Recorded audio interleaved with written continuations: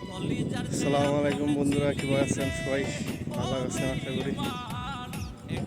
কালকে আমরা গেছিলাম, আমরা যে চুল ফালাই দিছিল,